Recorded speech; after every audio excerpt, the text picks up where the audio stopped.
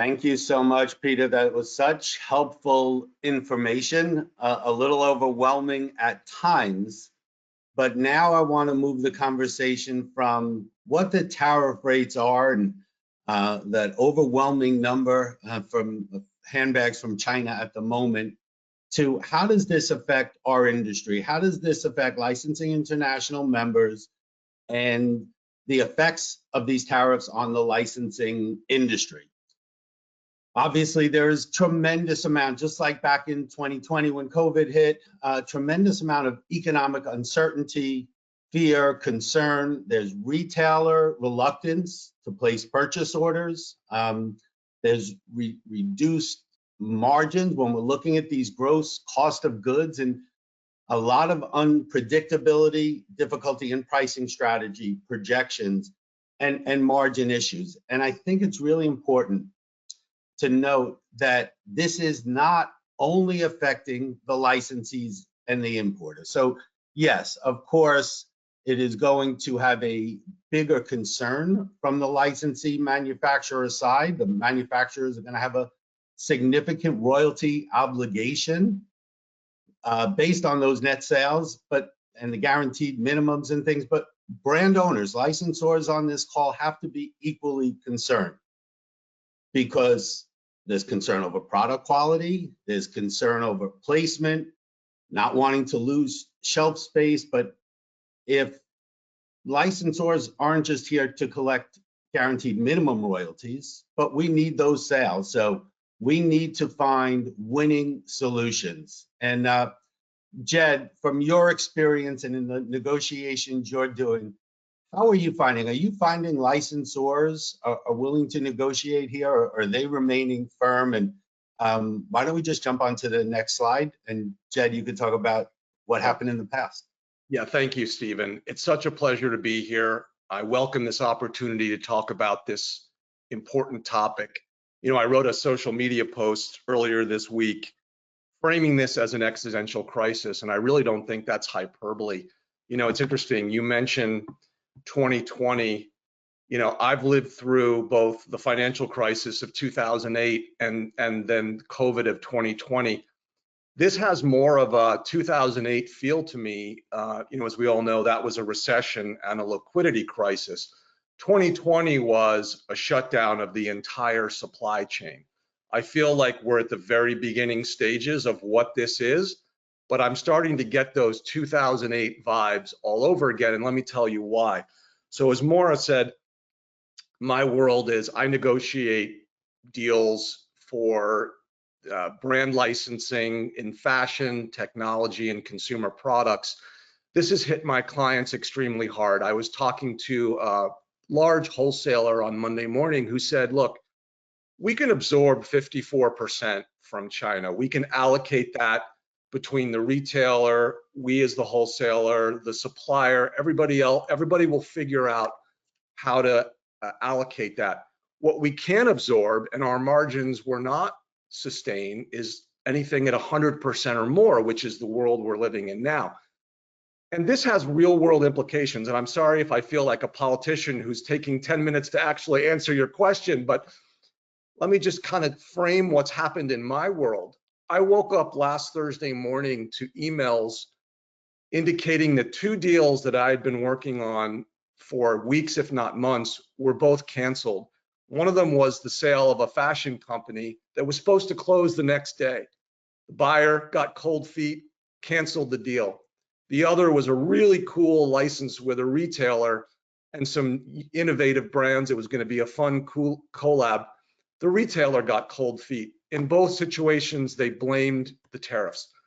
And since then, this week, I've had 2 more deals in progress canceled. So what I'm seeing is anything that's in the negotiation stage right now is being either paused, renegotiated, or canceled entirely. And I know that where we're going to go with this discussion is, what do you do about that when you're negotiating now? But more importantly, for all those deals you have in place, what do you do about that? And so to answer your question, yes, I have seen active attempts at renegotiation that's happening in real time. This is all so new and it's happening so quickly that it's hard to give a definitive response. I know you and I talked, we both lived through 2020 when there was very active renegotiations across the board of most licenses. And except for a very few studios, maybe everybody was willing to renegotiate at the time. I expect that's going to happen now, as I think you're going to take, we're all in this together. And there has to be that kind of active attention. And as you said, the licensor brand owners have to participate because they're going to suffer for reasons that we'll talk about later in the slides. So when we were all renegotiating those deals, the first question that everybody came to was that force majeure clause, that act beyond the party's control. And COVID and pandemic was a word that was in most force majeure clauses. And we were able to rely on that force majeure clause. Jed, what do you think the situation is here now? I know many force majeure clause reference an act of government, but even though performance is much more costly, does it rise to the level of impossible or impractical?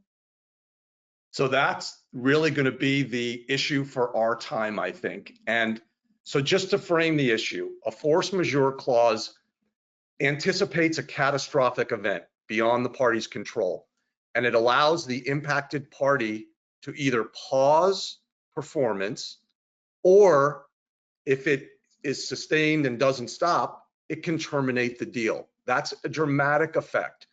And what everyone should be doing is looking at their contracts to make sure that it has a force majeure clause. Not all do, but most well-drafted contracts will have them. And then, Stephen, as you just said, you need to see what it covers expressly, because you are absolutely right. During the pandemic, most force majeure clauses expressly had something that either said pandemic or was close enough that you could read pandemic into it. So what did that mean? It meant that people basically stopped because the supply chain stopped. And so they didn't want to pay their minimums. Everything got renegotiated in reliance on the force majeure clause. So what's really interesting about this is, as I said, I think this world we're living in is going to be closer to 2008, which was a global recession. And believe it or not, this is a crazy coincidence. Do you know who it was who tried to utilize force majeure clauses in 2008 to get out of all of his real estate contracts? It was actually real estate investor and magnate Donald Trump. He famously was in default of like a $40 million loan on his Chicago property, and he claimed that the recession was a force majeure. I believe they litigated that for years. He was ultimately unsuccessful. But what I think is going to happen, if you look at the conversations that I described, which is wholesalers are saying it's impossible for us to now absorb 145% tariff. I think you're going to get a lot of creative lawyers who are going to look at that force majeure clause and argue that this is an act beyond the party's control that was unforeseen, and they will at least try, if it's from a cost benefit analysis, in their interest to stop performance, because as we all know, the court systems are slow. All they have to do is say, force majeure, I'm no longer paying. It's then up to the licensor to go enforce that. And then sometimes the force majeure clauses suspend performance but don't excuse it. And sometimes they're drafted that it's actually the other party that gets to invoke a termination and not necessarily the party having trouble from performance. So there are still a lot of questions, but I think it's our goal as the licensing industry, and Maura and I talk about this often, let's not be litigating whether or not a force majeure clause is controlling here. Liz, if you go to the next slide, it's important that we stay out of the courtroom. From a licensee standpoint, it's long, it's expensive, it's a distraction, and you could be liable for significant money, all of the damages, both sides' attorney's fees, and all the minimum royalties while you're not selling goods. And licensors, it's important that you realize the risks of a courtroom litigation. it's distraction and harmful to your long-term relationships, but it's also a very uncertain result. And even if you're successful, sometimes you squeeze that lemon too hard and you get nothing. And that company that's the defendant in the case goes under. You don't get any recovery. And in fact, you still had all of your years of legal fees. So if the goal is to stay out of the courtroom, let's come up with some creative solutions, just like we did in 2020. Let's come up with some creative solutions that are going to help us stay out of the courtroom. First step, licensees, review your contracts.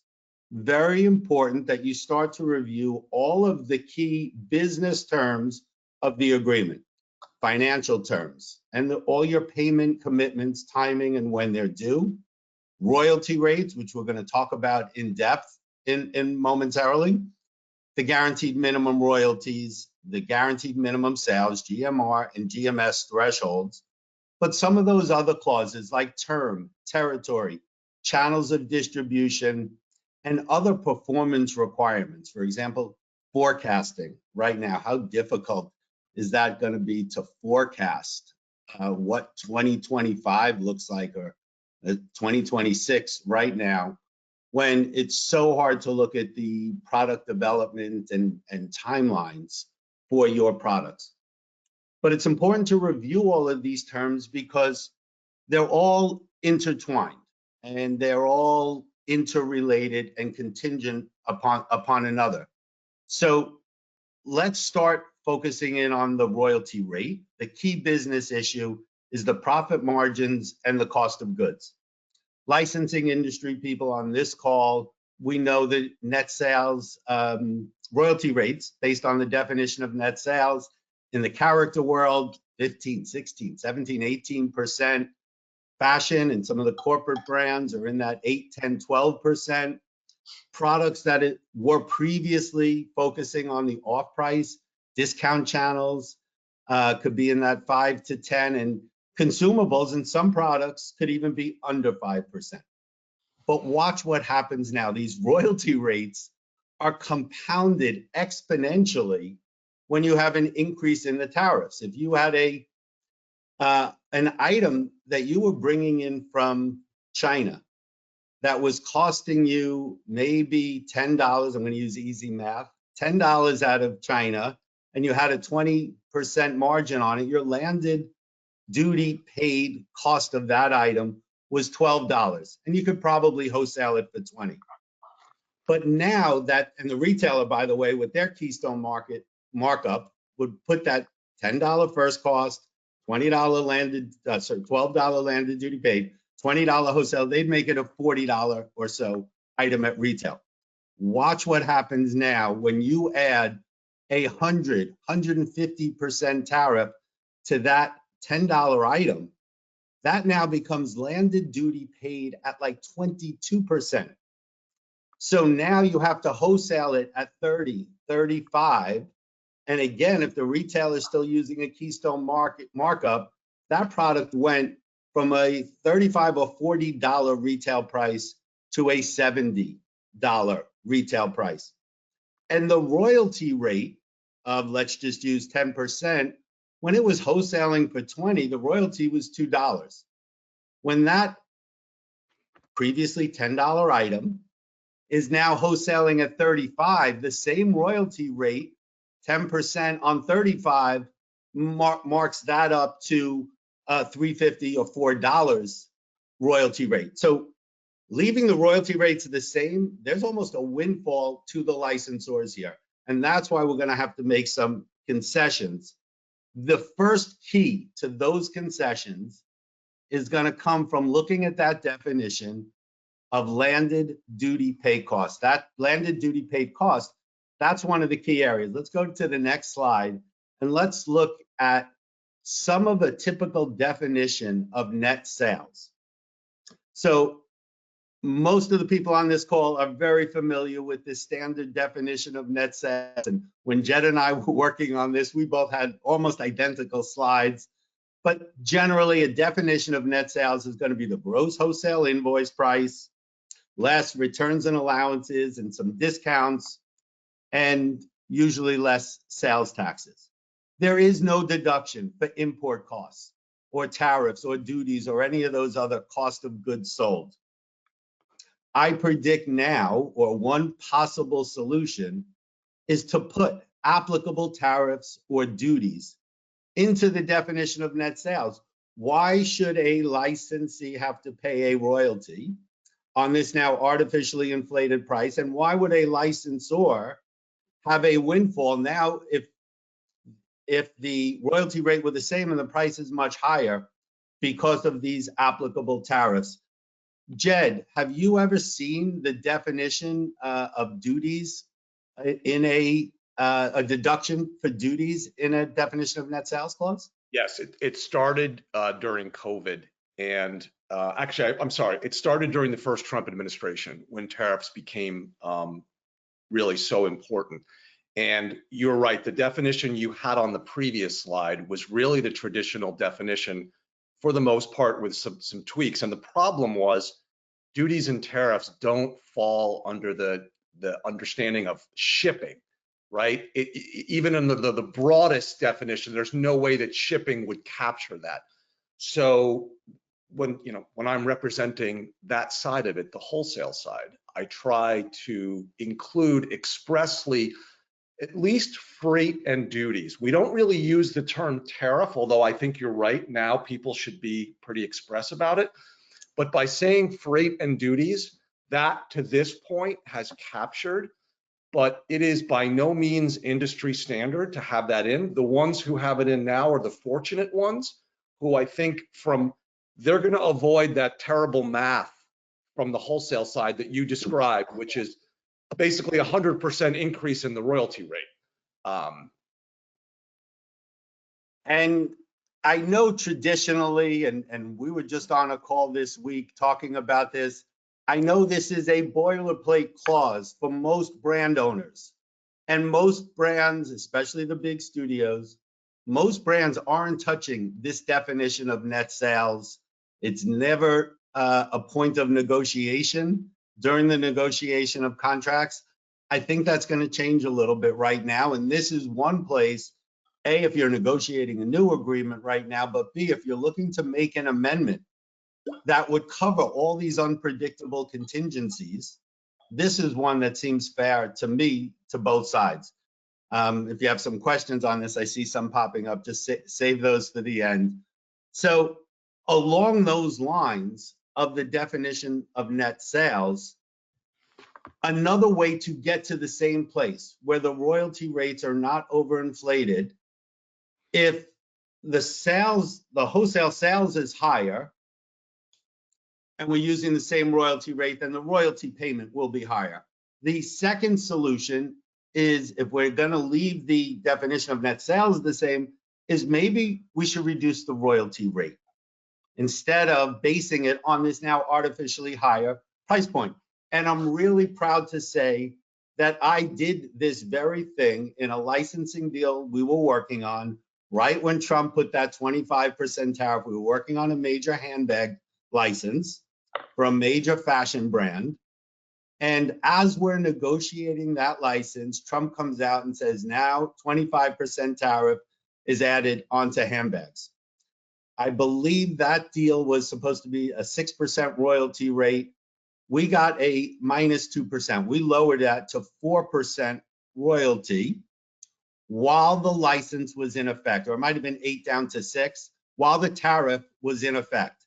Now, if that 25% tariff were lifted, the royalty rate would have gone back up. So for this second solution, when we look at royalty rates, and yes, licensors have always had their firm number, and this is their standard royalty rate. Well, there's going to have to be some flexibility here now, whether it's on new licenses or amendments. So we can lower the royalty rate temporarily, or we could also have it as limited applicability. Maybe this same company that's importing handbags imports some from China and some from another country that doesn't have the same sweeping tariffs. Well, then the other royalty rate should apply. And another variation of this strategy that Jed and I discussed yesterday is maybe a tiered approach. Because if all these different countries are going to have all these different rates and you want to put a formula into a single license agreement, you could do a royalty rate. We used to do it very often tiered on channels of distribution. We could do a royalty rate tiered by the applicable tariffs. If the tariff is over 50% or over 100%, then the royalty rate is X. If the tariffs are between 25 and 50, a royalty rate of Y, and a tariff under 25% or under 20% is a royalty rate of Z. So we could use a tiered structure. The downside of this is obvious. There's going to be a lot of added accounting, and especially in that royalty reporting, because now you're not only looking at sales times a royalty rate, but you're looking at sales based on the origin of the goods and the applicable taxes and duties times a different royalty rate. So it does add a tremendous workload from the accounting and reporting side. I think the software companies that support Licensing International may have to do a lot of reprogramming. Jed, have you ever seen a structure like this where people are reducing the royalty rates to account for something like this? So let me just give you some credit, because no, I think this is your idea, and I actually think it's brilliant, and I think it kind of meets the moment right now for exactly the kind of negotiation that you have to be having. Obviously, it's wholesaler friendly, but going back to your kind of original point about, brand owners and licensors have to be realistic about renegotiating at this point. Just looking at your pricing structure from the model, I wrote down your figures. When you said an item that was $20 goes to 30 or 35 and retail goes to 40 or 70, that just doesn't work, right? A retailer often can't sell that good for 70. It's not going to be marketable. And so what does that mean? It means the retailer's not going to buy that item anymore. And so the entire program is going to be in jeopardy. Best case, you're going to have reduced sales. Worst case, you're going to have an entire order cancellation. And so, then what? Then the licensor is just hoping to get the minimum. So I think the structure you're talking about is exactly the conversation to be having now. And yes, it's going to create an increased accounting burden on the reporting company, because I don't think this level of detail on tariffs and duties has ever had to be reported to this extent. But now I think it's going to be in those entities' interest to do exactly that, to give transparency to the licensor brand owner. So there may be some initial burden as they figure out, the software to do that, but that's clearly going to be coming, and I think now going to become industry standard. Yeah, and one other industry standard, if you go back one slide just to that last bullet point, I talked about the example I gave in 2018 on the handbag deal where we got the deal for 2 points lower. Our industry is very comfortable with that concept of FOB plus 2%. I'm thinking when I say that of the 400 or 500 viewers on this call, 90% of you know that the FOB rate is usually a little bit higher. Maybe the industry gets very comfortable with a industry standard of minus 2% on a royalty rate when tariffs are over a certain threshold.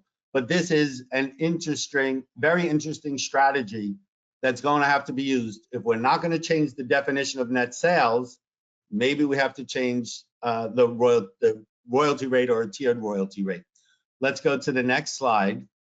And then a solution number 3, now we're getting away from the cost of goods and the margins, but now the effect that this uncertainty, that this pricing structure is having, like you said, Jed, we're losing programs.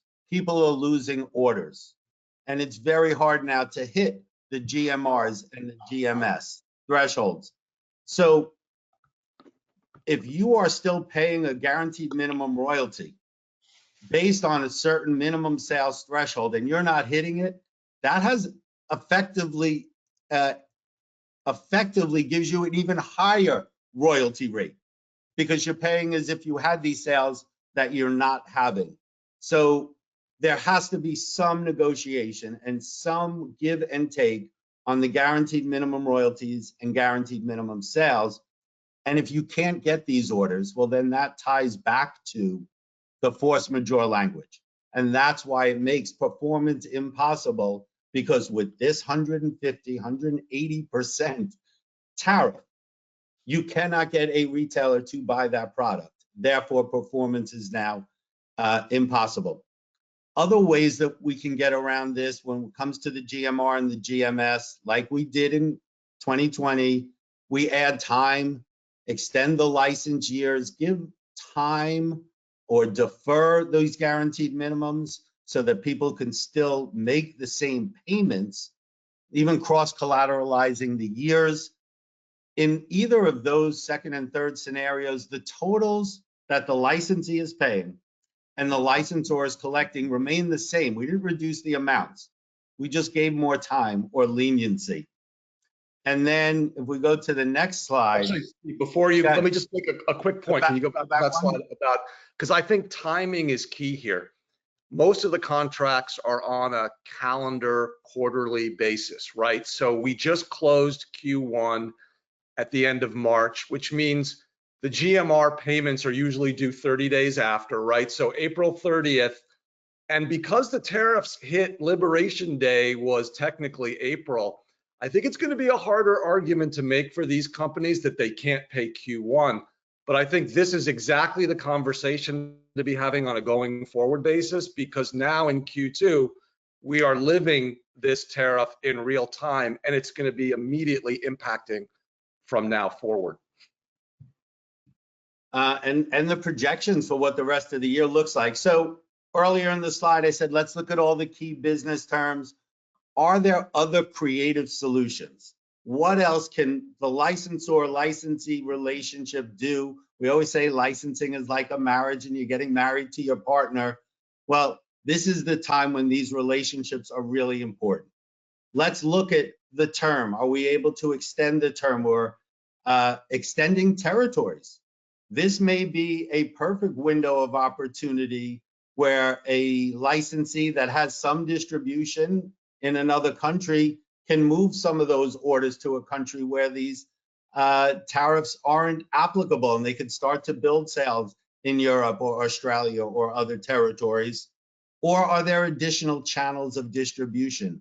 Are there ways to work with the licensor to help you distribute product through their channels? And that's where one of Peter's recommendations would come in. If a licensee is selling product back to the licensor, we can take the royalty out of the equation completely, get back to a lower cost basis that we're including the tariffs on, and maybe pay them through a different mechanism. Are there ways to work with the licensors' channels of distribution, e-commerce and direct to consumer? We'll see what happens with the de minimis exception, but that could be a very viable avenue. And then maybe waiving some of these off-price caps or other limitations that are holding the licensees back from doing business. And then, of course, if there are no other viable options, the parties could consider a mutual termination, but you have to sit down and talk that through. This has to be done in the spirit of cooperation, where we are all in this boat together, and we need to find the best win-win solutions that keep us out of the courtroom. Just before you move on to the next slide, let me mention that one very salient point of waiving the off-price cap, which is something that I've personally been advocating for years. You know, it's so funny to see the way the industry has evolved. You know, 5-10 years ago, no brand owner wanted to do a deal with off-price or clubs or mass. And now that's where all the energy is, right? That's who's buying. But still, you know, these off-price caps where you say you can only do X percentage in mass or X percentage in TJs or the clubs, that's really a relic and a thing of the past that should be, I think, gone once and for all. I call it a very antiquated concept, but many brand owners still embrace it. Go ahead. And I always counsel them to basically get over it. Like, it's where you're going to make the most money. And I understand they're concerned about brand integrity. They don't want to go down market. But the reality is, if you want a successful licensing program, you have to remove those barriers to that market segment. It's such a huge market segment when you see retailers contracting, yet some of these off-price retailers are continuing to expand. It is a very viable avenue, and brands live and thrive in those channels. Last point here, as both Jed and Peter referred to, if you're negotiating a deal now, it's easy to include those. But if you've already got existing deals and you're speaking with your partners, licensees, licensors, let's confirm these things in written amendments. Very important to memorialize what's being agreed to, how you're agreeing to it, even if it's an interim. Hey, we're going to agree to this for the balance of a certain period of time, but get those agreements in written amendments. And if you need help with that, you have two brilliant attorneys in Jed and Peter on the line that can help you draft your amendments. And of course, myself and our firm are available to help in these discussions and negotiations. And I think we're gonna open it up. Maura and Ashton and everybody at Licensing International, thank you for putting this together on such a fast basis. I know the questions have been rolling in with Maura, Ashton, and Liz. So let's open it up. Awesome. Well, first of all, thank you guys so much. This was so much information. We've been really getting a lot of great questions, going through them to make sure that we're covering them all, but a lot of the same questions. So I think the first thing is, I think, just to reiterate what you said, this is really an industry that's predicated on communication and absolutely reaching out to your partners and having these conversations on an ongoing basis. Jed, yes, when you and I were talking earlier, it does have that 2008 kind of feel, and all of our the spidey senses were going off. And I remember in 2008 going into my boss, Gary Nell at the time, and saying, all of my licensees, I was at Sesame, were coming to me, what are we going to do? And he just said to me, and I always remember this, he said, I don't want to be that organization, that company that puts people out of business. Figure it out. And he also said a few of the typical Gary things, which is don't F it up. But I think that's really the spirit, that it really is. If you're not speaking to your partners, you better start. And the other thing I will say before we get to these questions is understand your contracts. I can't say that enough. Don't ever sign on to anything if you don't understand. Don't worry about asking questions. You need to understand. We get a lot of questions about net sales, and we can spend hours discussing this, because this is an area that folks kind of just gloss over it as they did force majeure pre-pandemic. You need to really understand. There's great expertise in our industry on display here, but really understand what you're signing off on and how to manage your business is critically important. So I'll jump into these questions. Again, thank you guys so much. This is a lot of time. You're busy. So we'll just jump in right away. So licensees are managing existing tariffs. So really, how do you suggest relief is limited to the newly applied, meaning you're not going to give relief on everything that happened pre-last week? So how are you thinking about, or do you have any suggestions about managing that? I'm not sure it's an issue. Jed had a great point. Like your Q1, sorry about the little bit of echo, but your Q1 reports that ended March 30th that you're reporting now, those are not affected by any of these things that were implemented effective April 5th, April 9th, 90-day pause during Q2. So everything up through 2024 and even Q1 25 should remain as previous. And then what the focus should be, okay, how do we deal with what's happening now and going forward? Yeah, I think it has to be a more fluid conversation, because this is not monolithic, right? Like on Liberation Day, there were all the tariffs on every essentially manufacturing country. Now they've been eased except for China. And so I think there has to be an ongoing discussion of what is exactly at play in the moment? Does the manufacturer, does the wholesaler need relief because of the China tariffs? Or, you know, if it's sourced from a different country, it may be a more difficult argument if the tariff's only 10% versus 145. So I think it is really But remember, the 10% is a temporary pause. It's a 90-day pause. So rates could go up, you know, based on individual countries. So there's a lot of, you know, still disruption to come. That's why that little tiered chart strategy, maybe Jed used the word meet the moment, may be an effective way that kind of starts to account for all these unknowns and unpredictable situations. Right. I think that's good advice, sound advice. Licensees may have inventory on hand. How do licensors protect themselves from licensees applying the reduced royalty or higher deduction on existing inventory? Makes accounting and reporting very difficult, but depending on what was agreed to and depending on where the compromise falls out, it may not need to account for that. Meaning, if the licensee is agreeing to pay a little more than they wanted to pay, if we're talking about reducing rates, or the licensor is taking less than they want, maybe the compromise accounts for that we have this much inventory that came in at the lower rates. Or if we're using the first solution, changing the definition of net sales to deduct the tariffs going forward, that's built in.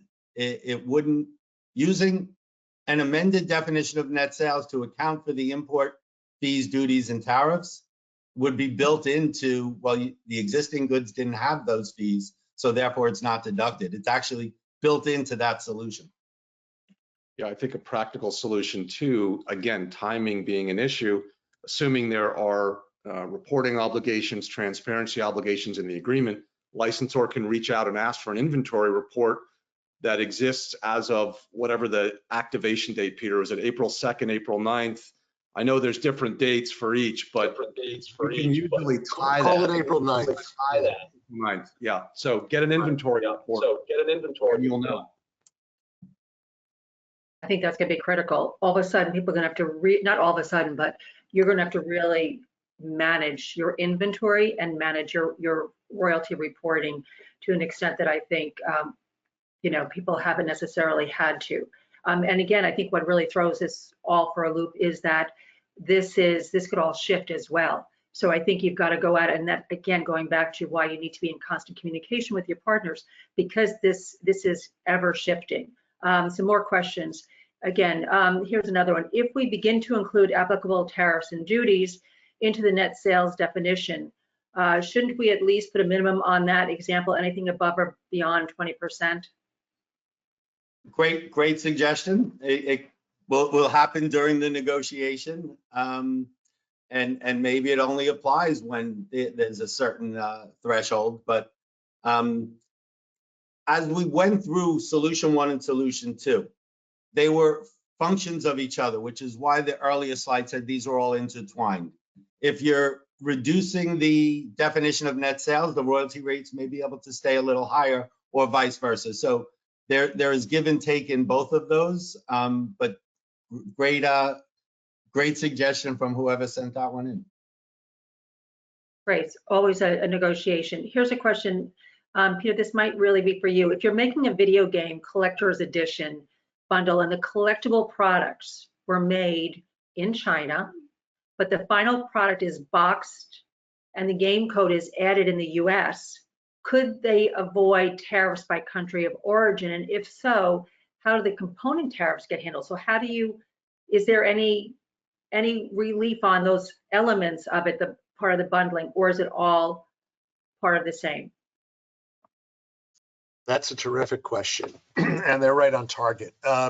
So the tariffs apply to the physical goods imported and the value of those physical goods. So in the case of that example, if you import the box without the programming and the IP, you only pay duty on the cost of manufacturing that box at the rate that that box, you know, whatever it is, the console, right? And then if you download the IP after importation, then you never pay duty on the value of the IP. Versus if you import the pre-programmed console, the cost of the IP has to be included in the dutiable value. The same would go for an automobile. These days, cars are computers, right? So if instead of pre-programming, you know, the Mercedes-Benz in Germany, why not ship the vehicle imported at 2.5% plus the 10%? Well, I guess 20 cars now have a 25%, different issue. But then download the IP into the car after importation. Transmissions are not subject to duty. Is there a question of the value of the wholesale price? How do you value the IP? In line with what you had said, Peter. Well, if the IP is, you know, if it's a pre-programmed machine, then the cost of the IP is part of the manufacturing cost of the imported item, and it has to be apportioned over the course of all the units that are produced and imported. Versus if you download it from the sky, that's not subject to duty. So that is a way, depending on what type of products you're dealing with, to extract a significant portion of the value. Fun stuff. It is, and there's so many questions. I've got just a few more. I'm getting the hints that I've got to wrap this up, but a few questions. How would you deal with, again, I think this is a negotiation, how would you deal with capping deductions in the definition of net sales to address tariffs? I think